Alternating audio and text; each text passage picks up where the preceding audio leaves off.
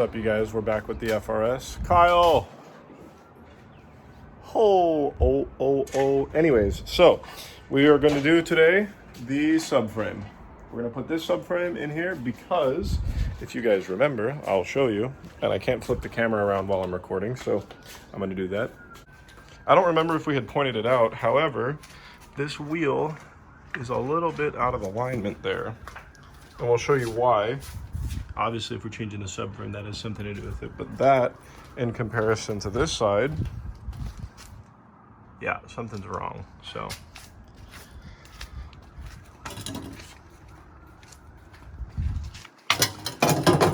That hurt. So Kyle went ahead and took the wheels off. Oh, we actually took the axle nuts off as well. We're gonna start by taking out the differential. Well, we have to drain the differential. We have to remove the exhaust. So I'm gonna start taking the exhaust off. He's gonna drain the diff. Yeah, of course we have to take the brakes and stuff off too. So we'll see you when we get there. The exhaust off and the differential drained. I am now working on taking the drive shaft bolts out. I've got one more. We'll push the drive shaft forward, drop it down, leave it in the transmission, and yeah, then we're gonna work on getting the axles and everything out.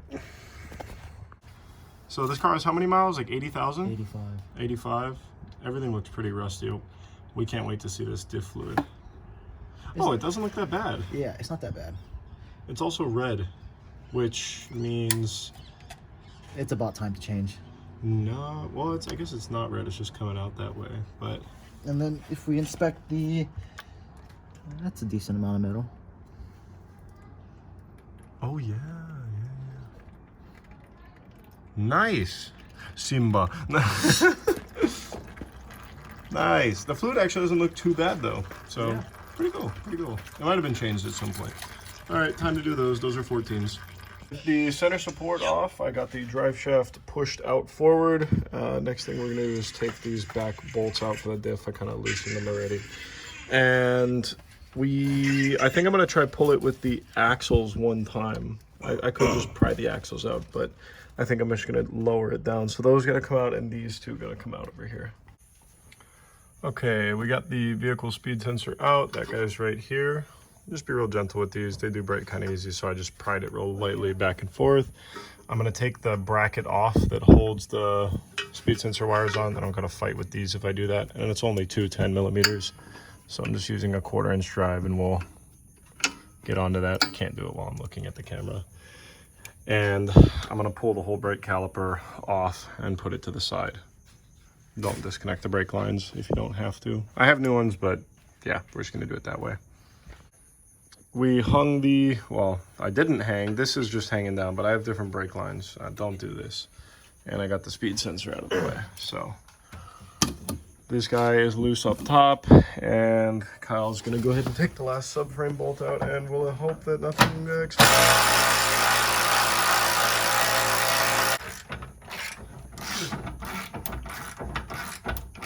It's like loose but tight. It's tightly loose. After some careful consideration, we are going to drop the whole subframe one time with, well, there was a spider. There's no longer a spider. We can't get this side axle out. This one is coming out of the hub, so we're gonna end up just gently moving the hubs over with everything, arms still connected to the new subframe. Now, obviously, this is less than ideal. We would like everything to be able to come out because one day when I do have to change the axle, that's going to be a pain in the butt. But I got, we took the e-brake lines, brackets off. We did not take the e-brake lines out completely. We didn't disconnect them completely. Anyway, so the e-brake cables we're going to try to leave on. We're just taking off brake lines and speed sensors. And then we'll drop the whole assembly. This is the last bolt holding the whole thing in. But yeah, we got those humongous bolts and everything out. Hopefully this isn't too killer. We'll see how this goes. All right, we're bringing the subframe down.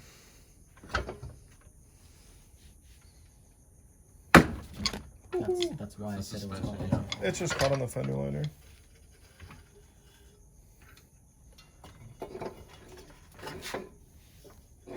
You're good. Da-da-da-da. Mission accomplished. The subframe is out. Now we hook some truck suspension up. We lift it like that high. Ken. Yes, sir.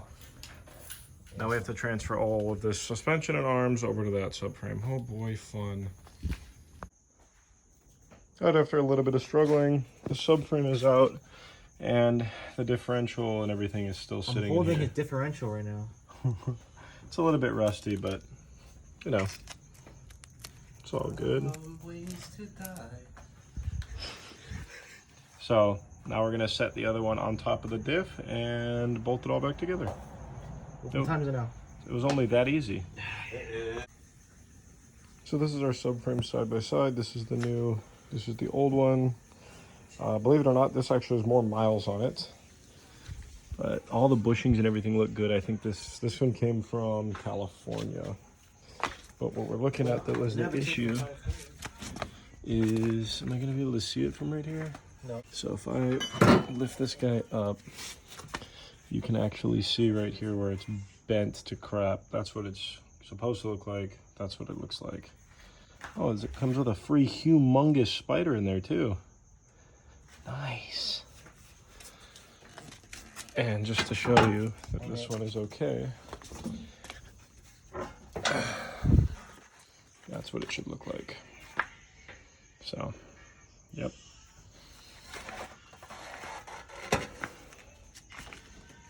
Haven't bolted anything in yet, but the new subframe's sitting over here, old one's over here. Oh man. All right, so I'm gonna bolt the front differential bolts in a little bit just to get them started, and then from there, that mess. Wonderful, can't wait. I'm having a blast.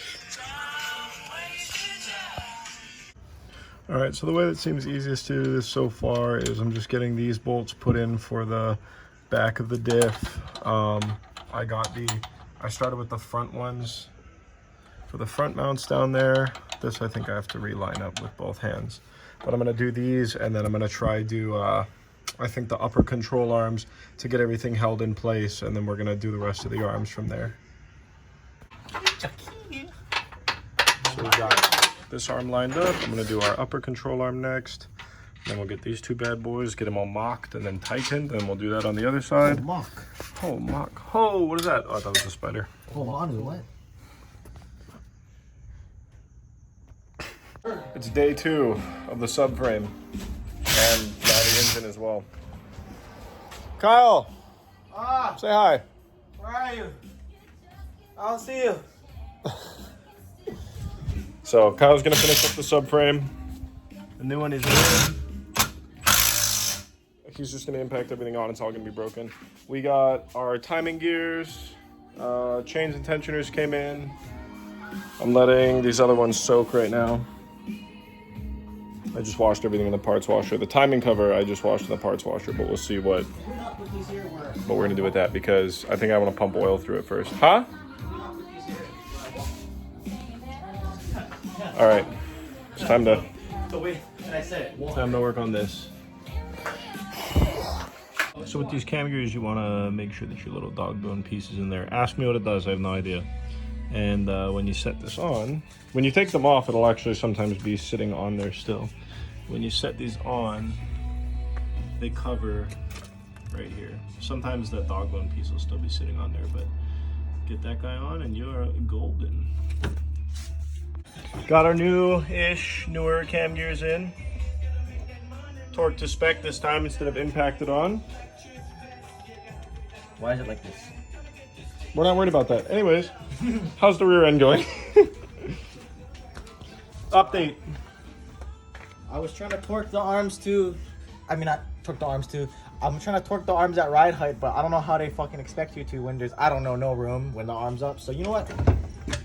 Fuck everybody. I know you're supposed to torque a rubber bushing at ride height, but you know what? Are you working on the car? No, me. Exactly. Yeah, I told him don't worry about it, so we'll see what happens. Now I gotta figure out if everything's okay over here. So, yay. And I have to figure out how to get this valve cover back on. Woohoo! We did also get a new lower control arm because the other one was bent.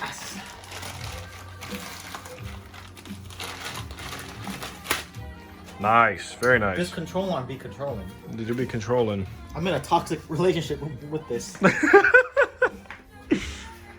I want some more light over here, but this will be fun.